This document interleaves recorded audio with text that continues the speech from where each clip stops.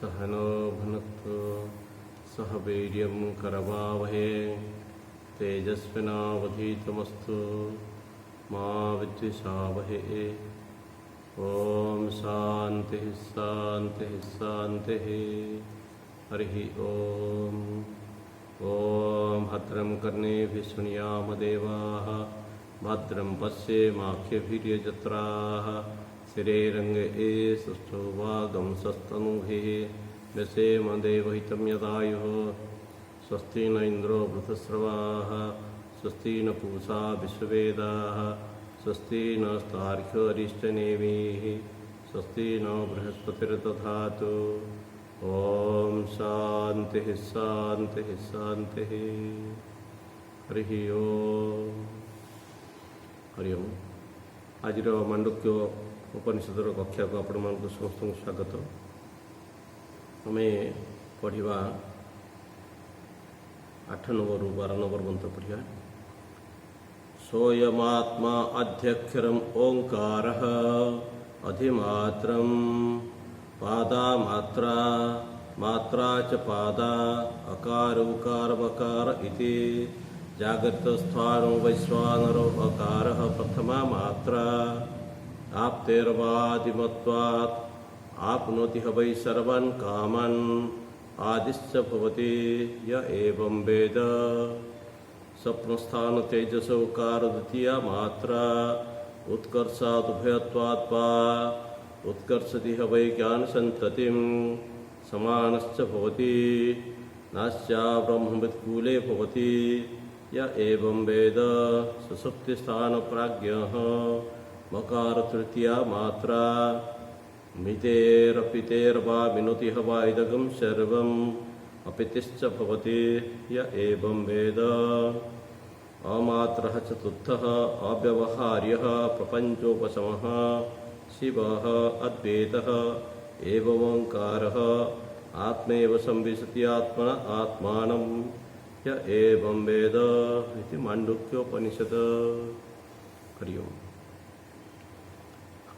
हमें जो ओंकार उपासना विषय आम आलोचना करुछंती से विषय को बुझापी आम केते गुडी जिनस को आम टिके अनुधान देवाक हम। बर्तमान मु आपन को कहबी स्थूल जगत सूक्ष्म जगत कारण जगत कहीं ना स्थूल सूक्ष्म कारण कथा बुझिले आमे ओंकार को बुझीपर आत्मा को बुझीपर। तेणु मु केतोटी उदाहरण आपन को देवी। गोटे आध्यात्म गोटे उदाहरण अधिभूत गोटे उदाहरण अधिदैव गोटे उदाहरण ओंकार गोटे आउ कौन ना आत्मारे गोटे एसबू कथा कहले आपण मैंने ओंकार को सहजरे प्रवेश करें। मन करतु मु आरंभ करी हूँ कौन आगे कहबी आध्यात्म गोटे स्थूल जगत आमर अच्छी जाग्रत अवस्था बोली आम कहते जाग्रत अवस्था। बर्तमान आपण आम समस्ते जाग्रत अवस्था अच्छा। जाग्रत अवस्थार संसार कहापाई कौन मन करतु आम श्रोता मान भर जड़े डाक्तर अच्छा। डाक्तरंकर जाग्रत संसार भिन्न तांकर जाग्रत संसार अच्छा पेसेंट अच्छा क्लिनिक अच्छी मेडिसिन संसार गोटे भिन्न संसार। जड़े कहीं इंजीनियर अच्छा संसार भिन्न संसार। जड़े कहीं साधु अच्छा संसार भिन्न संसार। जड़े कहीं खंड चोर अच्छा संसार भिन्न संसार। आमर जाग्रत संसार सब समस्त भिन्न। मन करतु आम सब कौन ना कौटी गोटे यात्रा कर गोटे धर्मशाला आम सब शोवा को गले शोवा पूर्वर कौन आम जाग्रत संसार समस्त भिन्न भिन्न थिला। शोवा पूर्वर आम तो सीधा सड़क निद हो जाऊनी आमर गोटे भावनार जगत आम प्रवेश कर आज एमती है सेमती है एमती भल होता सेमती भल होता समस्त भावनार जगत भिन्न भिन्न। आपण जो भावनार जगत टी मु कहि स्वप्नावस्था बा मुझे कहि कौन ना से हूँ आम सूक्ष्म जगत बोली कहवा स्थूल जगत सूक्ष्म जगत बोली कहि ସମସ୍ତଙ୍କର ଭାବନା ମାନେ ନିଜର ମନକଳ୍ପିତ ସଂସାର ସମସ୍ତଙ୍କର ଭିନ୍ନ ଭିନ୍ନ ନିଶ୍ଚିତ ଭାବରେ।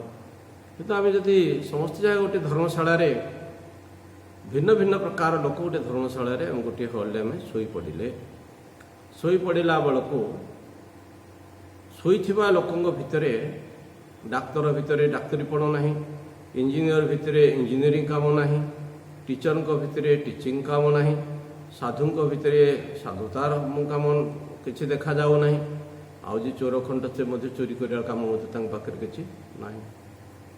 ତେଣୁ ସମସ୍ତେ ଆମେ କ'ଣ କହିଲେ ନା ଏମିତି ଗୋଟେ ଅବସ୍ଥାକୁ ପଳେଇଲେ। ହେଲେ ଡାକ୍ତରଙ୍କ ଡାକ୍ତରୀ କାମ କୁଆଡ଼େ ପଳେଇଲା, ତାଙ୍କ ଡାକ୍ତରୀ ସଂସାର କୁଆଡ଼େ ପଳେଇଲା, ସେ ଗୋଟେ ବିଜା ଅବସ୍ଥାକୁ ପଳେଇଲା। ତା ପରଦିନ ସକାଳୁ ଉଠିଲେ ଡାକ୍ତର ବାବୁ ରେଡ଼ି ହେଇଯିବେ ତାଙ୍କ କାମ ପାଇଁ, ତାଙ୍କ ସଂସାର ସେ ଆରମ୍ଭ କରିଦେବେ। ଇଞ୍ଜିନିୟର ବାବୁ ତାଙ୍କ ସଂସାର ସେ ଆରମ୍ଭ କରିଦେବେ, ସାଧୁ ତାଙ୍କ ସଂସାର ଆରମ୍ଭ କରିଦିଏ, ଚୋର ତାଙ୍କର ସଂସାର ଆରମ୍ଭ କରିଦେବ।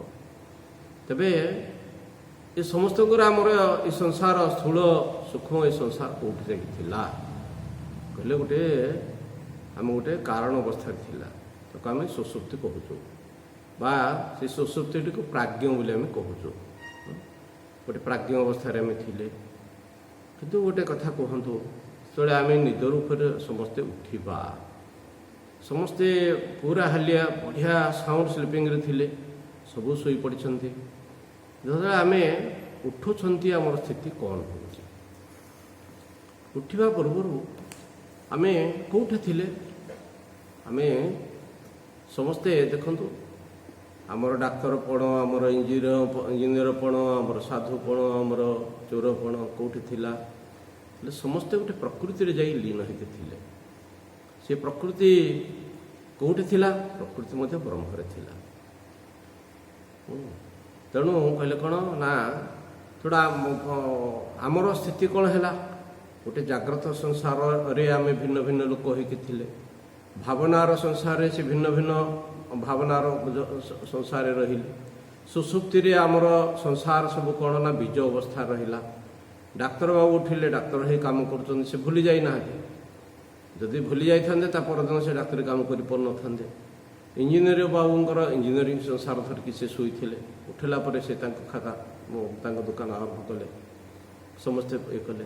ଗୋଟେ ସ୍ଥୂଳ ଜଗତ, ଗୋଟେ ସୂକ୍ଷ୍ମ ଜଗତ, ଗୋଟିଏ କାରଣ ଜଗତ, ଆଉ ଗୋଟେ ଅବ୍ୟକ୍ତ ପ୍ରକୃତିରେ ଯାଇକରି ଆମେ ସବୁ ଥିଲେ। ଯେଉଁଠି ଆମେ ଉଠିଲେ ସେତେବେଳେ ଆମେ କ'ଣ ବ୍ରହ୍ମ ଆଡ଼କୁ ଆମେ ଗତି କରୁଥିଲେ, ବ୍ରହ୍ମ ସାଙ୍ଗେ ଆମେ ମିଶିକିରି ଥିଲେ। ଯଦି ଆପଣ ଆଧ୍ୟାତ୍ମରେ ଏଇ ଜଗତଟି କଥା ଆପଣ କିଛି ବୁଝିପାରୁଛନ୍ତି, ଏଇଠି ହେଉଛି ଆଧ୍ୟାତ୍ମରେ ଏଇ ପ୍ରକାର ଆମର ଲୟଟି ଏମିତି ହେଉଛି। ମୁଁ ଗୋଟେ ଅଧିଭୂତରେ ଗୋଟେ କଥା କହିବି, ଗୋଟେ ବୃକ୍ଷ କଥା କହିବି। ଗୋଟେ ବୃକ୍ଷର ଯଦି ଆମେ ମଞ୍ଜିଟିଏ ନେବା ଦେଖେଇବା, ଆପଣଙ୍କୁ ଗୋଟେ ବଟବୃକ୍ଷର ମଞ୍ଜିଟିଏ ମୁଁ ଦେଖେଇବି।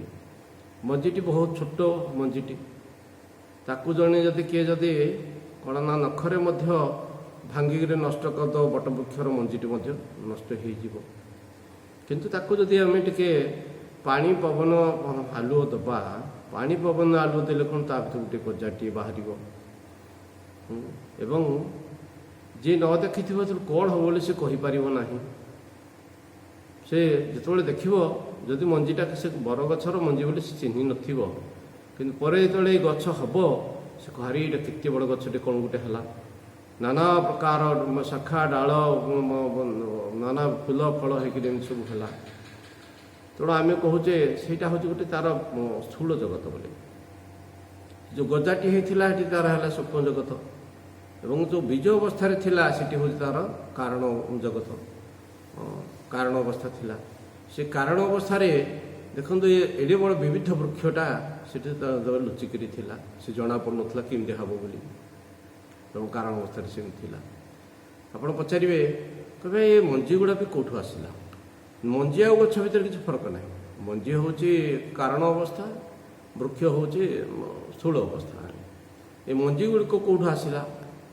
ଆପଣ ଭାବନ୍ତୁ, ଯଦି କ'ଣ ଭାରତବର୍ଷରେ 15 ବର୍ଷ କୁଆଡ଼େ ଆମେ ଗଛ କିଛି ନ ରହିବ, ତେବେ କ'ଣ ସେ ଗଛ ଲଗାଇବା ପାଇଁ ଆମେ କ'ଣ ଆମେରିକାରୁ ଗଛ ଆଣିକି ଲଗାଇବା? ଏଇଠି ମଧ୍ୟ ତା ବଡ଼କୁ ଆପେ ଆପେ ଗଛ ହେବେ। ହେଲେ କ'ଣ ନା ସେ ସବୁ ପ୍ରକୃତିରୁ ବାହାରିବେ, ଏବଂ ଯଦି ବି ରହିଯାଇଥିଲେ ସେମାନେ ପ୍ରକୃତି ସାଙ୍ଗରେ ଏକ ହେଇକି ରହିଯାଇଥିଲେ। ପ୍ରକୃତି ହେଉଛି ସମସ୍ତଙ୍କର ମାତା, ପ୍ରକୃତିରେ ଯାଇକି ନାନା ପ୍ରକାର ଗୁଣ ରୂପରେ ସେମାନେ ରହିବେ।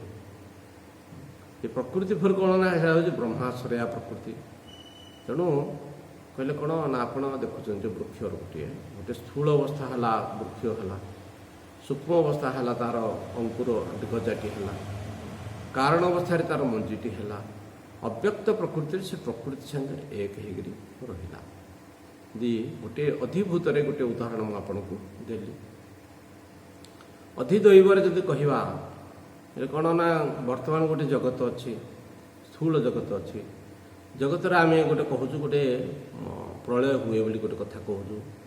ଏ ସ୍ଥୂଳ ଜଗତ କ'ଣ ନା ଦିନେ ଆସିବ, ସେ ପ୍ରଳୟ ହେଇଯିବ। ପ୍ରଳୟ ହେଇଗଲେ କ'ଣ ହେବ ନା ଏ ସ୍ଥୂଳ ଜଗତ ଆମେ ଯେମିତି କହୁଛେ ପୃଥିବୀ ଜଳ ହେଇଯିବ, ଜଳମଗ୍ନ ହେଇଯିବ, ଜଳଟା ଫେର କ'ଣ ଅଗ୍ନି ହେଇଯିବ, ଅଗ୍ନିଟା ବାୟୁ ହେଇଯିବ, ବାୟୁ ଫେର କ'ଣ ନା ଆକାଶ ହେଇଯିବ, ଆକାଶ ଫେର କ'ଣ ମହତ୍ତତ୍ଵ ହେଇଯିବ, ଏମିତି ସବୁ କଥା ହେଇଯିବ। ତେବେ କ'ଣ ଏ ଜଗତ ମଧ୍ୟ ଏମିତି ଦିନେ ଗୋଟେ କ'ଣ ନା ଲୟ ଅବସ୍ଥାକୁ ଆସିବ। ପ୍ରକୃତି ସ୍ତରକୁ ସେ ଅବ୍ୟକ୍ତ ପ୍ରକୃତି ସ୍ତରକୁ ସେ ଯିବ, ଅବ୍ୟକ୍ତ ପ୍ରକୃତି ସ୍ତରକୁ।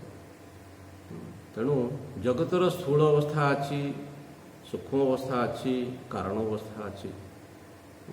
ଆମେ ସବୁଗୁଡ଼ିକ କ୍ଲିଅରଲି ଆମେ ଦେଖିପାରୁନାହାନ୍ତି, କିନ୍ତୁ କିଛି ଆମେ ଅନୁମାନ କରିବା ଯେ ୟତ୍ ପିଣ୍ଡେ ତତ୍ ବ୍ରହ୍ମାଣ୍ଡେ।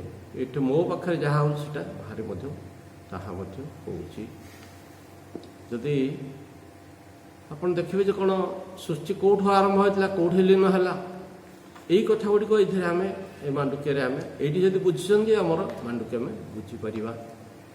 ତେବେ ସେମିତି ଆମେ କହିବା ଯେଉଁ ଓଙ୍କାର ଯେଉଁ ଅକ୍ଷର ତାକୁ ଆମେ କହୁଛୁ ଅଧିମାତ୍ରା ବୋଲି କହୁଛୁ, ଅଧିମାତ୍ରା ବୋଲି କହୁଛୁ, ଅଧ୍ୟକ୍ଷର ବୋଲି କୁହାହେଉଛି। କହିଲେ କ'ଣ ନା ସେଇଟା ମୁଖ୍ୟ ଅକ୍ଷର, ତେଣୁ ତାକୁ ଅଧ୍ୟକ୍ଷର ବୋଲି କହୁଛୁ, ଅଧିମାତ୍ରା ବୋଲି କହୁଛୁ ମଧ୍ୟ ତାକୁ ଓଙ୍କାରକୁ। କହିଲେ କ'ଣ ଖାଲି ମାତ୍ରା କ'ଣ ଅ ଓ ମ ଏଗୁଡ଼ାକୁ ଖାଲି ମାତ୍ରା କୁହାହେଉଛି, ଓଙ୍କାରଟାକୁ କୁହାହେଉଛି ଅଧିମାତ୍ରା ବୋଲି କୁହାହେଉଛି। ତେବେ ସେ ଓଙ୍କାରର ଆପଣମାନେ ନିଜେ ଯଦି ଓଙ୍କାର ଆମେ ସବୁଦିନ ଉଚ୍ଚାରଣ କରୁଛନ୍ତି, କିନ୍ତୁ ଯଦି ଆମେ ଗୋଟେ ସାବଧାନପୂର୍ବକ ଓଙ୍କାର ଉଚ୍ଚାରଣ କରନ୍ତି ଆମେ ଟିକେ ଦେଖିପାରିବା। ଆପଣ ଯଦି ଖାଲି ଅ କହିବେ, ଅ କହିକରି ଯଦି ଟିକିଏ ବି ପାଟି ବନ୍ଦ ହେଇଯିବାକୁ ଆସିବ, ଦେଖନ୍ତୁ ଅ ଓ ମ ଆପେ ଆପେ ପଳେଇ ଆସିବ। ଖାଲି ଅ ଆପଣ କହିପାରିବେ ନାହିଁ।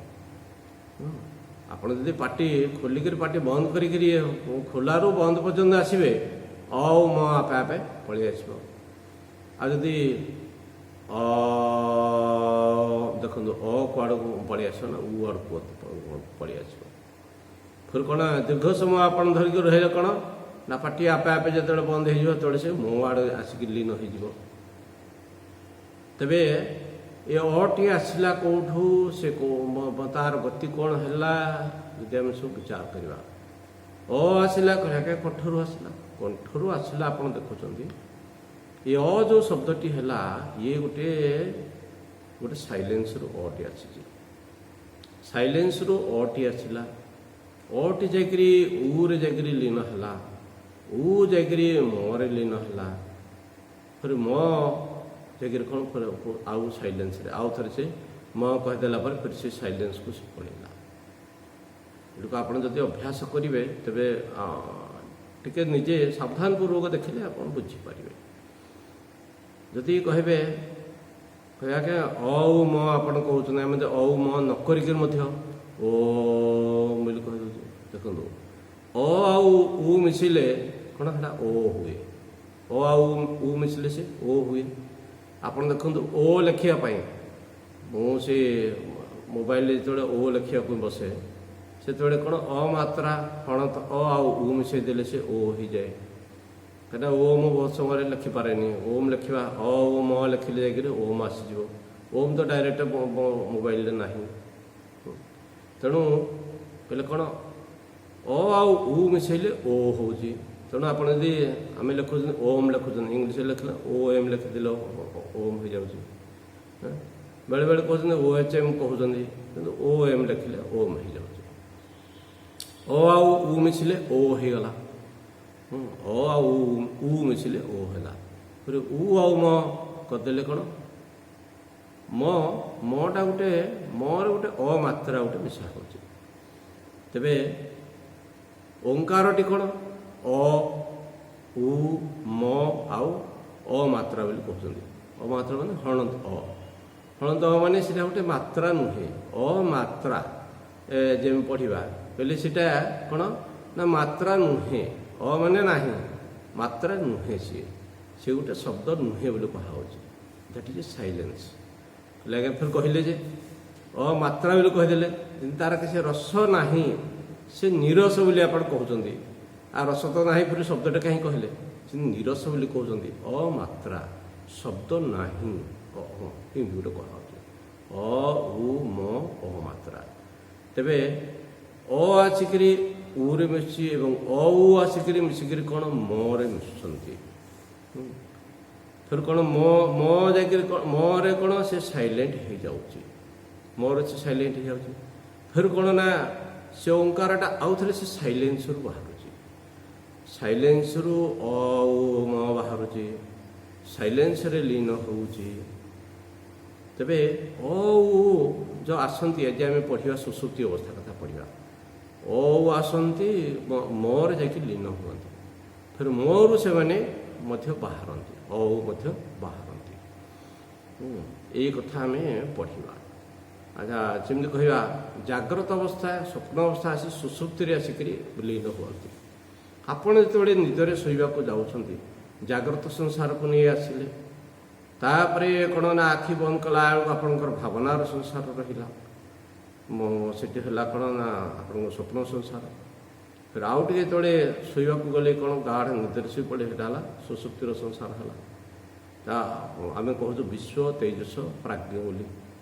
ତେଣୁ ଆପଣ ଯଦି ଷ୍ଟେଜରେ ଶୋଇଲେ, ମାନେ ଯଦି ସକ୍ସେସିଭ୍ ଷ୍ଟେଜରେ ଶୋଇଲେ, ଜାଗ୍ରତରୁ ଟିକେ ସ୍ୱପ୍ନ ଅବସ୍ଥାରୁ ଟିକେ ସୁଷୁପ୍ତି ଅବସ୍ଥାକୁ ଆପଣ ଗଲେ, ତେବେ କ'ଣ ଆମେ କହୁଛୁ ଉ ସାଙ୍ଗରେ ଲୀନ ହେଲା, ମ ସାଙ୍ଗରେ ଲୀନ ହେଲା। ଆପଣ ମଟା ହେଲା କ'ଣ ସୁଷୁପ୍ତି ଅବସ୍ଥା। ଏ ସୁଷୁପ୍ତି ଅବସ୍ଥାରୁ ଆପଣ ଟିକେ ସ୍ୱପ୍ନ ଅବସ୍ଥାକୁ ଆସି ଜାଗ୍ରତକୁ ଆସିପାରନ୍ତି, କିମ୍ବା ସୁଷୁପ୍ତିରୁ ଆପଣଙ୍କୁ ଯଦି ହଠାତ୍ କିଏ ଉଠାଇ ଦିଏ, ଆପଣ ମଧ୍ୟ ଡାଇରେକ୍ଟ ଜାଗ୍ରତ ମଧ୍ୟ ପଳେଇ ଆସିପାରିବେ। ଆପଣ ସୁଷୁପ୍ତିରୁ ସ୍ୱପ୍ନକୁ ଆସିପାରିକରି ଜାଗ୍ରତକୁ ଆସିପାରିବେ, ସୁଷୁପ୍ତିରୁ ଡାଇରେକ୍ଟ ଜାଗ୍ରତକୁ ମଧ୍ୟ ଆସିପାରିବେ। ତେଣୁ ଏଇ ପ୍ରକାର କଥା ହେବ। ତେବେ ଆମେ କହୁଛୁ ଯେ ଯାଇକରି କେଉଁଠି ଲୀନ ହେଉଛନ୍ତି ନା ମରେ ଲୀନ ହେଉଛନ୍ତି। ଫେର ମାନେ ଜାଗ୍ରତ ସୁଷୁପ୍ତି ଯାଇକରି କେଉଁଠି, ଜାଗ୍ରତ ସ୍ୱପ୍ନ ଯାଇକରି ସୁଷୁପ୍ତିରେ ଲୀନ ହେଉଛନ୍ତି।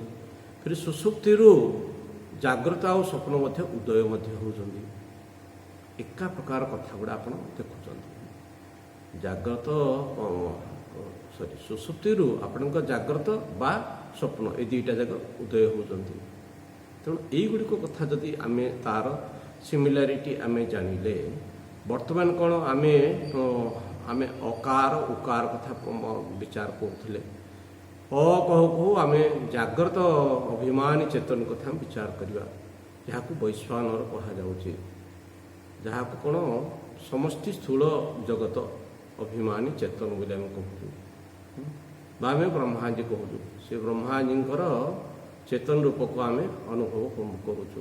କହିବା ମାତ୍ରକେ ବୈଶ୍ୱାନର ଜଗତରେ ଆମେ ରହୁଛୁ। ତାର କହିଲେ ଏଇ ପ୍ରକାର ଯେ ଉଚ୍ଚାରଣ କରୁ କରୁ ଯାହାର ଭାବ ଅର୍ଥ ଅକ୍ଷର ସହିତ ଯାହାର ଭାବ ଏଇ ପ୍ରକାର ଆସିଲା, ମାତ୍ରା ସହିତ ପାଦ ଯଦି ଆସିଲା, ତେବେ କ'ଣ ତାକୁ କ'ଣ ସିଦ୍ଧି ହେବ ନା ସେ କହୁଛି, ଯଦି ସେ ଆମେ ମନ୍ତ୍ର ପଢ଼ିଥିଲେ, କହୁଥିଲେ ସେ ସମସ୍ତଙ୍କ ଭିତରେ ପ୍ରଥମ ହେବ ବୋଲି। ସେମିତି ସୁଷୁପ୍ତି ଅବସ୍ଥାରେ କ'ଣ ନା ସେ ଜ୍ଞାନୀ ହେବ, ଉତ୍କର୍ଷତି ହେବ ଜ୍ଞାନ ସନ୍ତତି ନତସ୍ୟ କୁଲେ ଅବ୍ରହ୍ମବିଦ୍ ଭବତି। ଏମିତି ଆମେ କହୁଥିଲେ। ସୂକ୍ଷ୍ମ ଜଗତରେ ଯେ ଈଶ୍ୱରଙ୍କ ସହିତ ଯେ ଏକ ହେଇପାରୁଛି, ସେ କ'ଣ ନା ହିରଣ୍ୟଗର୍ଭ ସହିତ ଯେ ଏକ ହେଇପାରୁଛି, ସେ ମହାଜ୍ଞାନୀ ହେବ, ଉତ୍କର୍ଷତି ହେବ ଜ୍ଞାନ ସନ୍ତତି। ତାର ଭାବନାର ଜଗତରେ ବହୁତ ସୁନ୍ଦରତା ଆସିବ। ପ୍ରିୟ ସାଧକଗଣ, ଆପଣମାନଙ୍କୁ ମୋର ଗୋଟେ ନିବେଦନ କରିବାର ଅଛି। ବହୁତ ସମୟରେ ଆପଣମାନେ ଭାବୁଥିବେ କ'ଣ କି ସ୍ୱାମୀଜୀ ଚିନ୍ମୟ ମିଶନର ପ୍ରଚାର ପ୍ରସାର କରିବା ପାଇଁ ଡାକିକିରି ଆମକୁ ଶୁଣଉଛନ୍ତି। ନାଇଁ, ମୁଁ କେବଳ ପ୍ରଚାର ପ୍ରସାର କରିବା ପାଇଁ ହେଲେ ଆଉ କ'ଣ ବି କରିପାରନ୍ତି।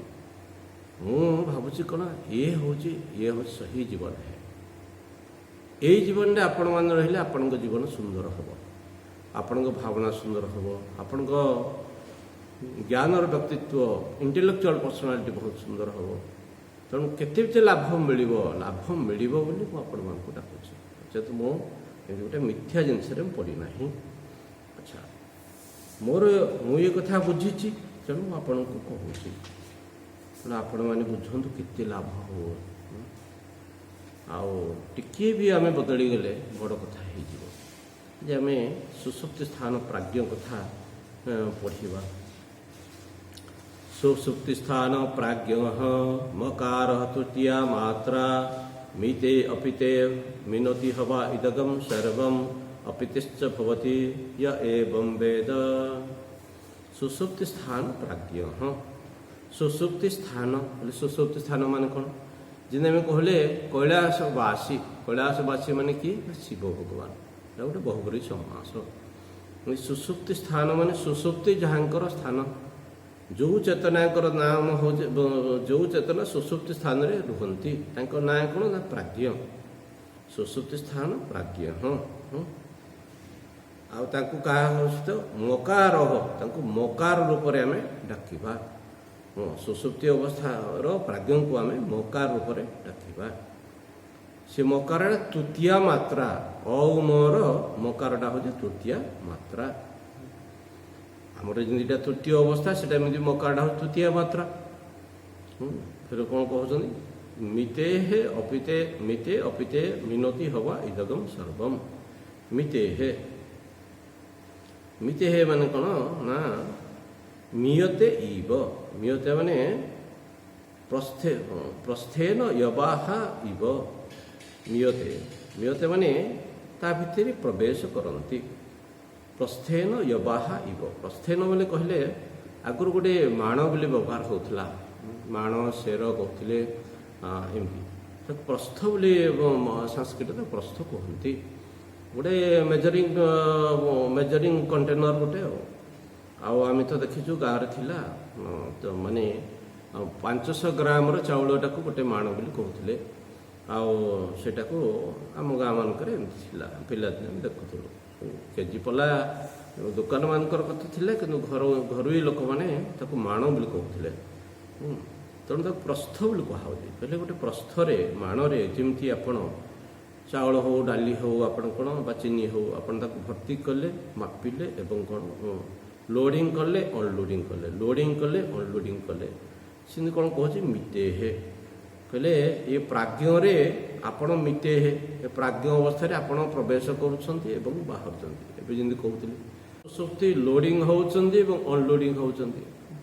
मिते हे माने प्रवेश करुछंती एवं सेटु बाहरुछंती। मिते हे प्राज्ञ अवस्था रे कहंतु बा आपण मकार रे कहंतु। मकार रे औ जायके लीन होवंती माने प्रलय होवंती एवं सेठु मध्य बाहरंती। मिते हे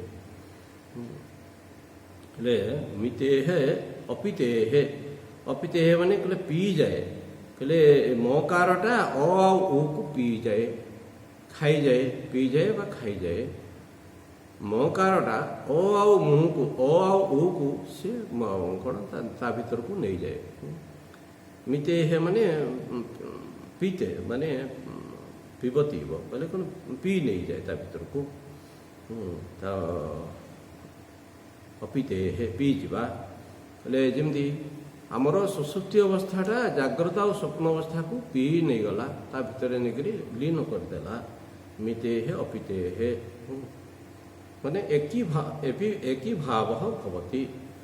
मकारटा अ आउ मु आउ सेपरेट न रही से मोर जाकरी मिसी गले। जाग्रत और स्वप्न से सुसुप्ति सहित से एक ही भाव हो गले।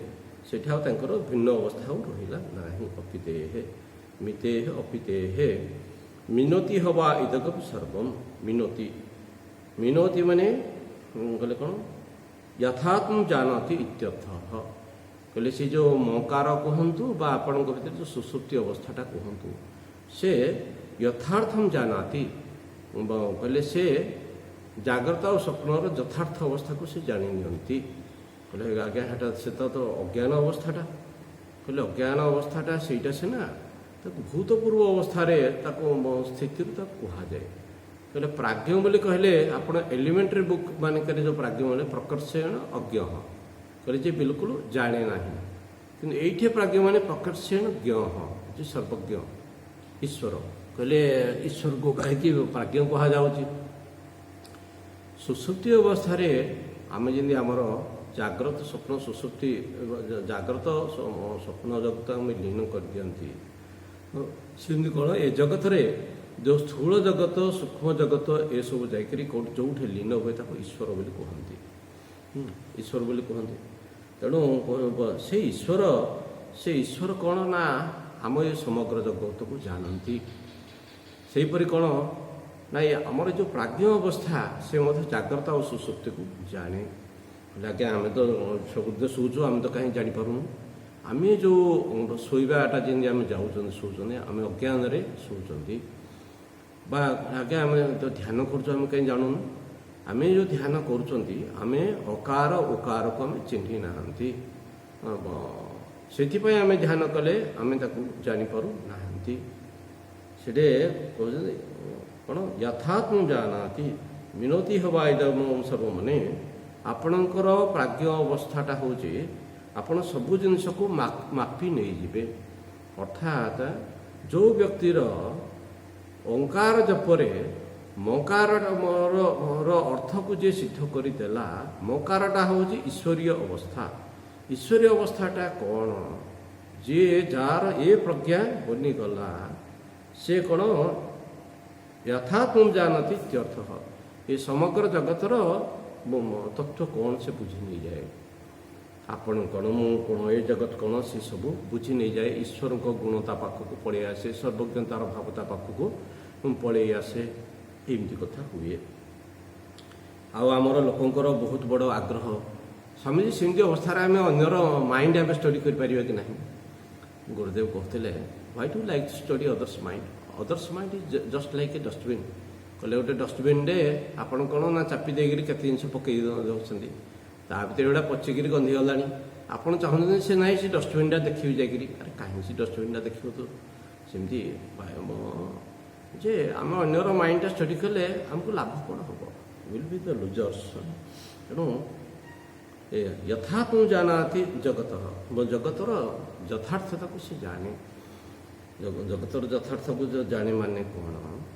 ମୁଁ ଏବେ ଯେଉଁ ଆମର ସବୁଠୁ ଜଗତ ବୋଲି କହିଲେ ଆଜ୍ଞା ସବୁଠୁ ବଡ଼ ଜଗତର ଇମ୍ପୋର୍ଟାନ୍ସ ହେଉଛି ମୋ ଦେହ। I am most important, I am most wanted for ମି। ମୁଁ କେମିତି ସବୁଦିନେ ବଞ୍ଚେ, ମୁଁ କେମିତି ରୁହେ, ଏଇଠି ଆମର ସବୁଠାରୁ ମୁଁଟି ହେଉଛି ବହୁତ ଇମ୍ପୋର୍ଟାଣ୍ଟ। ଜଗତର ସବୁଠାରୁ ଇମ୍ପୋର୍ଟାଣ୍ଟ ଜିନିଷ ହେଉଛି ମୁଁଟି। ତେଣୁ କହିଲେ ମୁଁର ଯଥାର୍ଥତାକୁ ସେ ଲୋକ ଜାଣି ନେଇଯାଏ, ମୁଁର ଫ୍ୟୁଟିଲିଟିକୁ ସେ ବୁଝି ନେଇଯାଏ। ଆରେ ମୁଁ କେଉଁଠୁ ବାହାରିଲି, ମୁଁ କେଉଁଠି ଅଛି, କେଉଁଠି ମୁଁ ଲୀନ ହେବି। ଜଣେ ଲୋକ ଯଦି ମୃତ୍ୟୁ ପୂର୍ବରୁ କ'ଣ ଥିଲା, ମୃତ୍ୟୁ ପରେ କ'ଣ ହେବ ବୋଲି ସେ ବୁଝି ନେବ, ଆଉ ଏ ବର୍ତ୍ତମାନ ଶରୀରରେ ସେ କ'ଣ ଆଜ୍ଞା ଆଗ୍ରହ ରଖିବ? ମୁଁ ଜନ୍ମ ହେବା ପୂର୍ବରୁ କ'ଣ ଥିଲି ଆଉ ମୃତ୍ୟୁ ପରେ ମୁଁ କ'ଣ ହେବି, ଏ କଥା ଯଦି ବୁଝି ନେଇଗଲା, ସେ ବର୍ତ୍ତମାନ ଉପରେ ସେ ଏତେ ଗୁରୁତ୍ୱ ଦେବ କି? କେବେ ହେଲେ ଦେବ ନାହିଁ। ତେଣୁ ଗୁରୁତ୍ୱ ନଦେଲେ କ'ଣ ହେବ ନା ସେ ତାକୁ ହି ୱିଲ୍ ବି ଅନଡିଷ୍ଟର୍ବ। ସେ କୌଣସି କଥାକୁ କେୟାର କରିବ ନାହିଁ, ଖାତିର କରିବ ନାହିଁ, ସେ ଆତ୍ମଜ୍ଞାନୀ ହେଇଯିବ। ହେଲେ କାହିଁକି ନା ତାର ଯେଉଁ ଅଜ୍ଞାନଟା, ଏଇ ଯେଉଁ ଜଗତଟାକୁ ସେ ବହୁତ ମହାମାନ୍ୟ ବୋଲି ଭାବିଥିଲା, ତା ମହାମାନ୍ୟ ଜଗତର ଯେମିତି କ'ଣ ଆଜିକାଲି ସାମ୍ବାଦିକମାନେ କହୁଛନ୍ତି ପୋଲ୍ ତୋଡ଼ି ଦିଆ, କେମିତି କ'ଣ କହୁଛନ୍ତି, କହିଲେ ସେମିତି ଆମର ଏ ଯେଉଁ ଜଗତ, ଏ ଜଗତର ସତ୍ୟତା କ'ଣ ସେ ପୁରା ବୁଝି ପକାଇବ। ବୁଝି ପକାଇଲେ କ'ଣ ହେବ ନା ଆଉ ସେ କୌଣସି କଥାରେ ବ୍ୟତୀତ ହେବ ନାହିଁ। ମୁଁ ଥରେ ଜର୍ଣ୍ଣି ଇଣ୍ଟୁ ହେଲ୍ଥ ବୋଲି ଗୋଟେ ବହି ମୁଁ ଧରିକି ଯାଇଥିଲି, ଅନେକ ଲୋକଙ୍କୁ ମୁଁ ବାଣ୍ଟିଲି। ଜଣେ ବଡ଼ ବିଦ୍ୱାନ ବ୍ୟକ୍ତି କହିଲେ କ'ଣ, ସ୍ୱାମୀଜୀ ଆପଣ ଏ ଯେଉଁ ସାଧୁମାନେ ଏ ଯେଉଁ ବହିଟା ଆପଣ ଲେଖିଛନ୍ତି, ଇଏ କରୁଛନ୍ତି, ଏ ବହିଟା ପଢ଼ିଲେ କ'ଣ ରୋଗ ହେବନି? ମୁଁ କହିଲି ଆଜ୍ଞା ରୋଗ ତ ଜ୍ଞାନୀକୁ ହେବ, ଅଜ୍ଞାନୀକୁ ହେବ, ସମସ୍ତଙ୍କୁ ହେବ, ରୋଗ କିଛି ନ ହେବ ବୋଲି କଥା ନାହିଁ। ରୋଗ ହେଲେ ଷ୍ଟିଫନ୍ ହକିନ୍ସଙ୍କ ପରି ଆମେ ହେଇପାରିବା କି? ହେଲେ ବଡ଼ି ଏତେ ରୁଗ୍ଣ ହେଇ ମଧ୍ୟ ମାଇଣ୍ଡ ଭିତରେ ଏତେ ବଳ ଆମର ରହିପାରିବ କି? ଯଦି ଆମେ ଜ୍ଞାନର ଫଳ କ'ଣ, ଦେଖନ୍ତୁ ଆପଣମାନେ ମୋର ପ୍ରିୟ ଲୋକ ବୋଲି ମୁଁ ଆପଣଙ୍କୁ ବାରମ୍ବାର ଡାକି ଡାକି ପଢ଼ନ୍ତୁ ବୋଲି ମୁଁ କହୁଛି। କିନ୍ତୁ ଆପଣମାନେ ଭାବନ୍ତି କ'ଣ ସ୍ୱାମୀଙ୍କ ଦୋକାନ ଖୋଲିଛନ୍ତି ତ ସ୍ୱାମୀ ତାଙ୍କ ବ୍ୟବସାୟ ଚାଲିବ। No, not at all. ଦେଖନ୍ତୁ ଗୋଟେ କଥା, ବୁଦ୍ଧଦେବ ଗୋଟେ କଥା କୁହନ୍ତି, କହିଲେ ଜଣେ ଲୋକକୁ ଗୋଟେ ବାଣ ବାଜି ସାରିଛି, ସିଏ ଛଟପଟ ହେଉଛି, ଆରେ ମୋ ହାତରେ ସରଟା ବାଜି, ବାଣଟା ବାଜି, ବହୁତ କଷ୍ଟ ହେଉଛି, ବହୁତ କଷ୍ଟ ହେଉଛି। ହେଲେ ଆଉ ଗୋଟେ ସର ଟାଣିକିରି ଆପଣ ବାଜିଗଲା, ସେ ଆହୁରି ଛଟପଟ ହେବ। ହେଲେ ଯଦି ଗୋଟେ ସର ବାଜିଗଲା ପରେ ଯଦି ଆଉ ସର ବାଜି ନାହିଁ, ତେବେ କ'ଣ ସେ ଟିକେ ଆରାମ ରହିବ। ଆମର ଡାକ୍ତରମାନେ କୁହନ୍ତି ଆମର ଯେ ସାଇକିଆଟ୍ରିଷ୍ଟ ଡକ୍ଟରମାନେ କୁହନ୍ତି ଯେଉଁ ଶରୀରରେ ପେନ୍ ହେଉଛି ଏ କଥାଟା ଆମେ କୁହନ୍ତି, ବା ଆଧ୍ୟାତ୍ମିକ ସମସ୍ୟା ଯାହା ଶରୀର ବା ମନରେ ଯେଉଁ ସମସ୍ୟା ଆସୁଛି ବୋଲି କହୁଛନ୍ତି, ସେମାନେ ତାଙ୍କ ହିସାବରେ କୁହନ୍ତି ଏଇଟା ହେଉଛି 20%। ବାକି 80% କ'ଣ ଆମ ମନକଳ୍ପିତ ଜିନିଷ। ତେଣୁ ଯେଉଁ ବାକି 80%କୁ ଜଣେ ଆଧ୍ୟାତ୍ମିକ ବ୍ୟକ୍ତି ଯେ ସେ 80%କୁ ସେ କାଟି ଦେଇପାରିବ।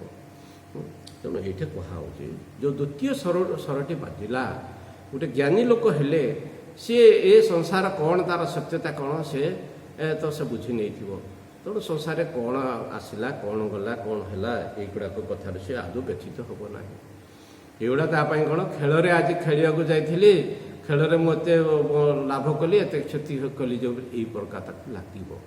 କିନ୍ତୁ ବାହ୍ୟ ପରିସ୍ଥିତି ଜ୍ଞାନୀ ଆଉ ଅଜ୍ଞାନୀ ସମସ୍ତଙ୍କ ପାଇଁ ଆସିବ।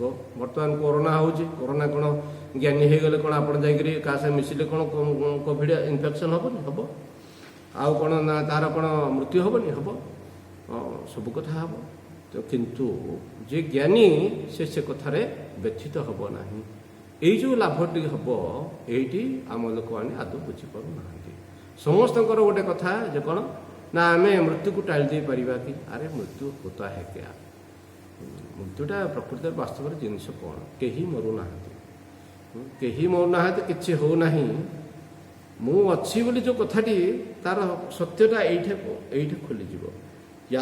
ଯଥା ତୁମ ଜାନାତି ଇତ୍ୟର୍ଥ ଜଗତର ମିନତି ହବା ଇଦଗମ ସର୍ବମ୍। ମୁଁ କ'ଣ ଥିଲି, ଜନ୍ମ ପୂର୍ବରୁ ମୁଁ କ'ଣ ଥିଲି, ମୃତ୍ୟୁ ପରେ ମୁଁ କ'ଣ ହେବି, ବା ପ୍ରଳୟ ପରେ ମୁଁ କ'ଣ ହେବି, ଏସବୁ କଥା ସେ ବୁଝିଯାଏ। ତେଣୁ କ'ଣ ବର୍ତ୍ତମାନ ସେ ମୁଚକି ହସୁଥାଏ, ଏ ଡ୍ରାମା କରୁଛି। ମୁଁ ଆଗରୁ କ'ଣ ଥିଲି, ଆରେ ମୁଁ ତ ଏଇ ଲୋକ, ଡ୍ରାମା ସରିଲେ ମୁଁ ବି ସେଇ ଲୋକ, ଆଉ ବର୍ତ୍ତମାନ କ'ଣ ମୁଁ ଭିଖାରୀ ହେଲେ ମୁଁ କାନ୍ଦିବି କାହିଁକି?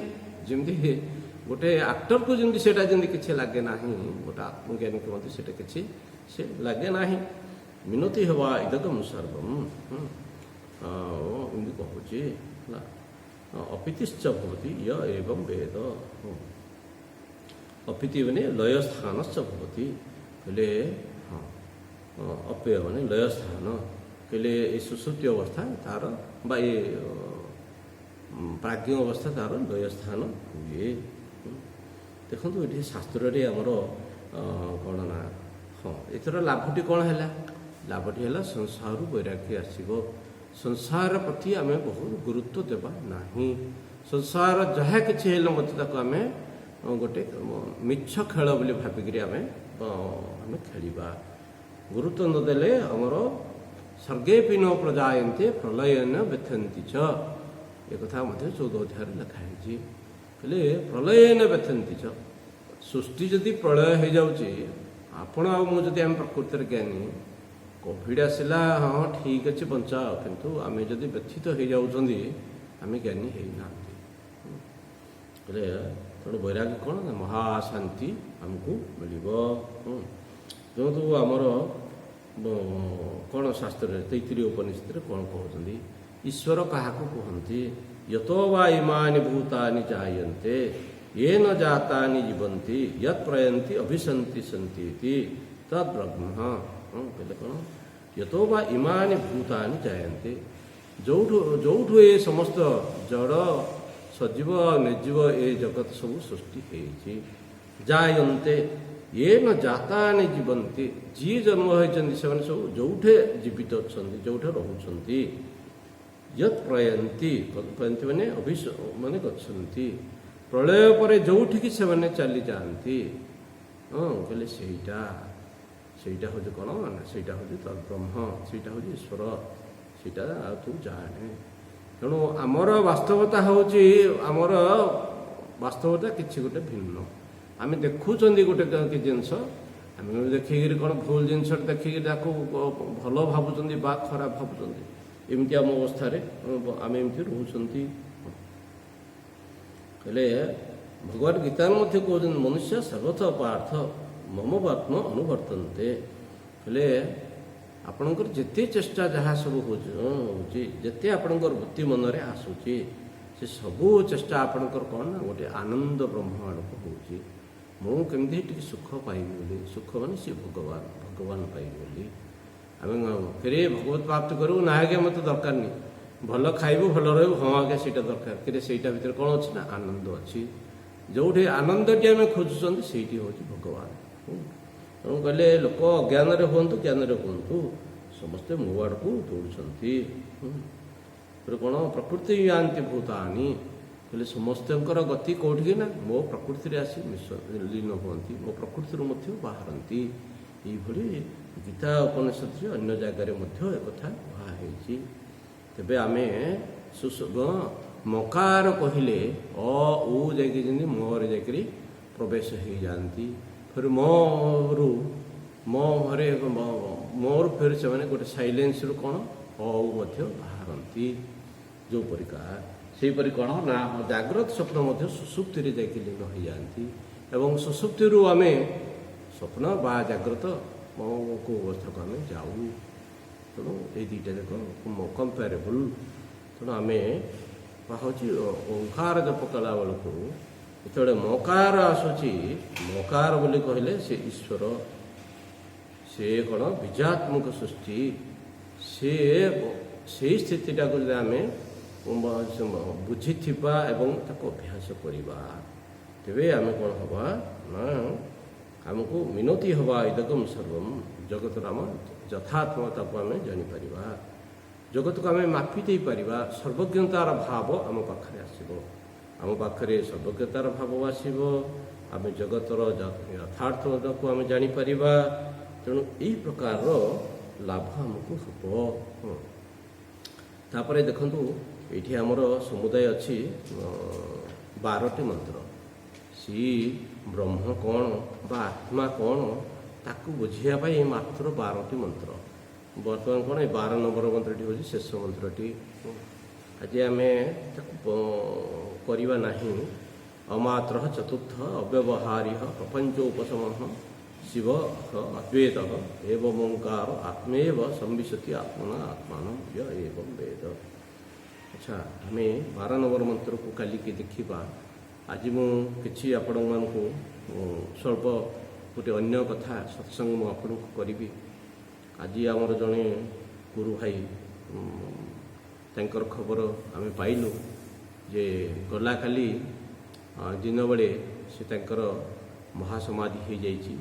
ତାଙ୍କ ନାଁ ହେଉଛି ଗୋକୁଳାନନ୍ଦ ସରସ୍ୱତୀ, ସ୍ୱାମୀ ଗୋକୁଳାନନ୍ଦ ସରସ୍ୱତୀ। ଆମରି ବ୍ୟାଚ୍ରେ ସେ ଆମର ଗୁରୁ ଭାଇ ଥିଲେ। ତାଙ୍କର ପାର୍ଥିବ ଶରୀର ଘର ହେଉଛି କେଉଁଝର ଦେଉଳଡିହା। ସେଇଠି ସେ ଷ୍ଟୁଡେଣ୍ଟ କ୍ୟାରିୟରରୁ ଆମର ଆଶ୍ରମ ସହିତ ଯୋଡ଼ି ହୋଇଥିଲେ ଏବଂ ଗଣା ବେଦାନ୍ତର ଅନେକ କଥା ମଧ୍ୟ ଶ୍ରବଣ କରିଥିଲେ, ଜାଣିଥିଲେ। ଆଉ ପିଲାଦିନରୁ ବଡ଼ ଭାଗବତ ପ୍ରେମୀ ଥିଲେ, ଓଡ଼ିଆ ଭାଗବତ ବହୁତ ଗାଉଥିଲେ। ଆଉ ସାଂସ୍କ୍ରିଟ ସ୍କଲାର ଥିଲେ। ଗ୍ରାଜୁଏସନ୍ ପରେ 21 ବର୍ଷ ବୟସରେ ମାତ୍ର ସେ ଗୁରୁକୁଳରେ ପ୍ରବେଶ କରିଥିଲେ ଏବଂ 2002 ମସିହାରେ ଆମ ସହିତ ପ୍ରବେଶ କରିଥିଲେ। 4 ମସିହା ଅଗଷ୍ଟ ମାସରେ ଦୀକ୍ଷା ନେଇ ଆସିଥିଲେ ଏବଂ ଆମର ସନ୍ନ୍ୟାସ ଦୀକ୍ଷାର ଗୋଟିଏ ବର୍ଷ ପରେ ସେ ମଧ୍ୟ ସନ୍ନ୍ୟାସ ଦୀକ୍ଷା ପାଇଥିଲେ। ତାଙ୍କର ପୋଷ୍ଟିଂ ଥିଲା, ପ୍ଲେସ୍ ଅଫ୍ ବାର୍ଥ ଥିଲା କାନପୁର, ଚିନ୍ମୟ ମିଶନ କାନପୁରରେ। କୌଣସି କାରଣବଶତଃ ହୁଏତ କୋଭିଡ଼ ହୋଇପାରେ, ହୁଏତ କ'ଣ ହୋଇପାରେ, ଯେହେତୁ ଆମକୁ ସ୍ପଷ୍ଟ ଭାବରେ କିଛି କଥା ଜଣାଯାଏ ନାହିଁ। ଆଉ ମାତ୍ର 40 ବର୍ଷ ବୟସରେ ସେ ତାଙ୍କର ଶରୀର ଛାଡ଼ି ଦେଇଛନ୍ତି। ଆଜି ତାଙ୍କର ଅନ୍ତିମ ସଂସ୍କାର କରାଯାଇଛି। ଆଉ ଆମେ କ'ଣ ନା we stand as one family, ଆମେ ସମସ୍ତେ ଗୋଟିଏ ପରିବାର ସଦୃଶ। ଆଉ ଆମେ ତତ୍ତ୍ୱତଃ ଆମେ ପଢ଼ୁଛନ୍ତି, ବୁଝୁଛନ୍ତି ଯେ ଜୀବନ କିଛି ନାହିଁ ବୋଲି, କିନ୍ତୁ ବ୍ୟବହାରରେ ଆମକୁ ମଧ୍ୟ ମୁଁ ଯେତେବେଳେ ଜୀବ ଭାବ ଦେହ ଭାବରେ ଅଛି, ସେ ମଧ୍ୟ ବି ମୋତେ ଜଣେ ଦେହ ବୋଲି ଆମେ ଭାବି ତାଙ୍କ ପ୍ରତି ଆମେ କିଛି ସମ୍ବେଦନା ଜ୍ଞାପନ କରିବା। आमे माने 11 थर महामृत्युंजय मंत्र पाठ करवा एवं 2 मिनिट आमे निर प्रार्थना करवा तांकर आत्मर सद्गति पाई। आओ महासमाधिस्थ से आमर गुरु भाई मोर बड़ प्रिय थिले किंतु समस्ते तो निज कार्य व्यस्त कहीं क्या देखा साक्षात भी करपारती ना।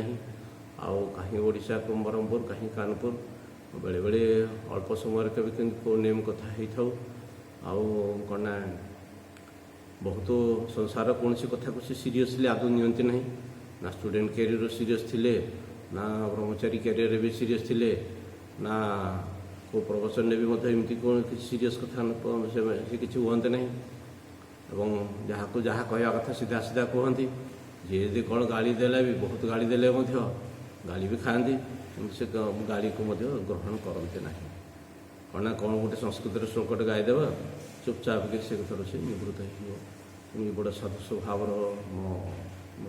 महात्मा थे आम 11 थर महामृत्युंजय मंत्र पढ़ा और 2 मिनिट निर प्रार्थना करवा से आमर ये शांति को प्राप्त हो आत्मार सद्गति हो 11 थर महामृत्युंजय मंत्र पढ़ा। ओंकार जप प्रथम ओम कहता कर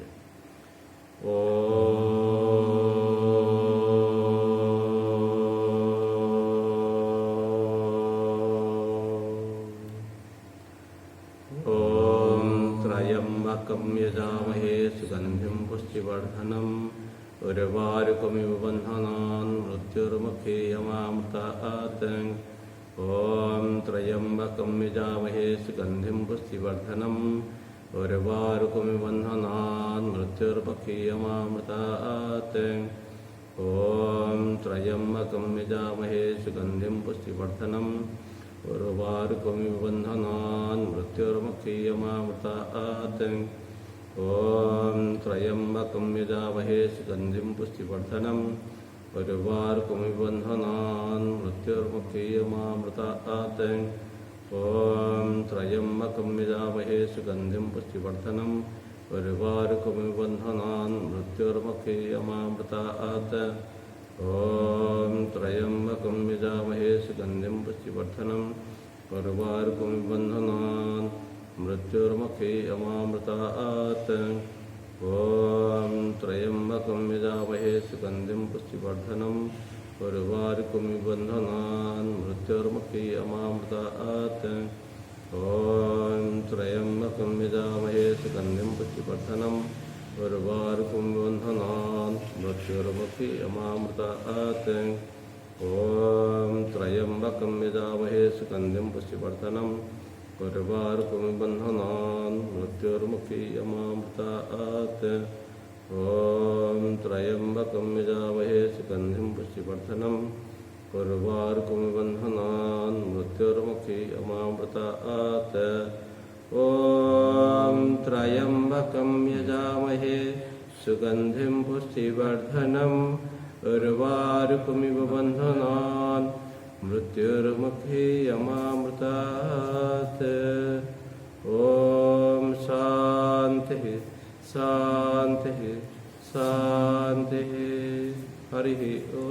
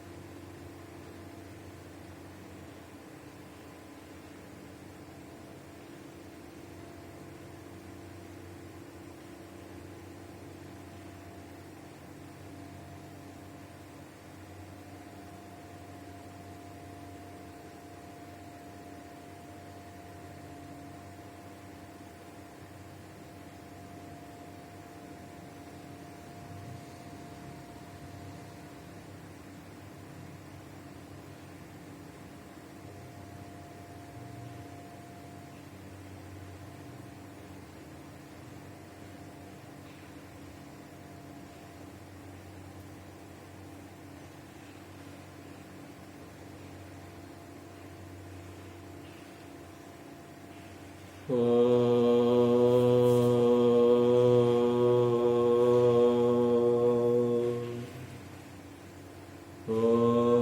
पूर्णमदः पूर्णमिदं पूर्णात् पूर्णम् उदच्यते पूर्णस्य पूर्णमादाय पूर्णमेवावशिष्यते ॐ शान्तिः शान्तिः शान्तिः हरिः ओम्।